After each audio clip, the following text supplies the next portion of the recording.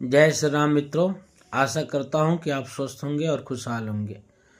मित्रों, मनुष्य सभी प्राणियों में सर्वश्रेष्ठ प्राणी है, जिसको सद्बुद्धि, ज्ञान, विज्ञान और सोचने समझने की शक्ति मिली हुई है। वैसे हमारी भारतीय संस्कृति में जो भी लेख मिलते हैं, पहला तो हमारी संस्कृति का क्या लाजवाब कथन है कि पिता कितना भी बुरा हो जाए, लेकिन हमारी संस्कृति कहती है कि पिता की सेवा करना और पिता का रिस्पेक्ट करना हमारा कर्तव्य है। माता के बारे में कहा गया है कि माता कभी भी कुमाता नहीं हो सकती, लेकिन आज के परिवेश में कुछ ऐसी घटनाएं मिल रही है देखने के लिए, कुछ ऐसी घटनाएं सुनने के लिए मिल रही है जो इन बातों को झूठा साबित कर रही है। ये भारतीय संस्कृति पे बहुत बड़ा प्रहार है। ऐसा कभी देखा नहीं गया है, क्योंकि आज जो भी आप सोशल मीडिया के माध्यम से न्यूज़ समाचार वगैरह देख रहे हैं, उसमें बहुत ऐसी सारी घटनाएं देखने को मिल रही है कि कोई माता अपने 2-2, 3-3 बच्चे को छोड़ करके किसी और के साथ शादी कर ले रही है। कोई पिता भी ऐसा मिल रहा है जो अपने बच्चों को छोड़कर किसी और के साथ शादी कर ले रहा है।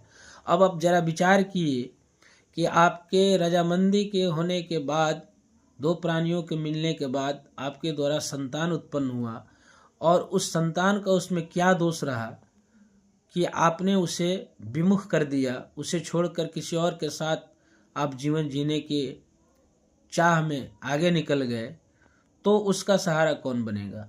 यह हमारे संस्कृति पे बहुत बड़ा प्रहार है।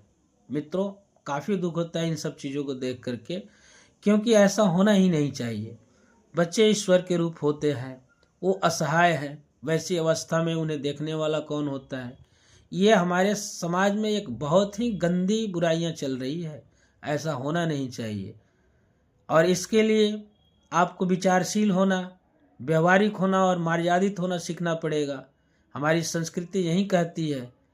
हमारी संस्कृति का अनुकरण जो कर रहे हैं वे तो कभी ऐसा नहीं कर सकते हैं, लेकिन जो ये चीज़ें हो रही है वह सोच से भी परे है और समझ से भी परे है। इसलिए आशा करता हूँ कि आप तक मेरी बातें अगर ये समझ में आ रही है, तो आप लोग कभी भी इस तरह की गलत कार्य न करें। जीवन साथ मिलने के लिए, साथ चलने के लिए और साथ निर्वाह करने के लिए मिला हुआ है। हमारे द्वारा जो भी संतान उत्पन्न हो रहा है वह हमारी देख रेख में ही बेहतर हो सकता है, और उसको देखने वाला कोई और नहीं, हम ही होंगे। इसलिए इन चीज़ों का ध्यान रखें और इस सामाजिक बुराई को दूर करें, संतोष करना सीखें। जीवन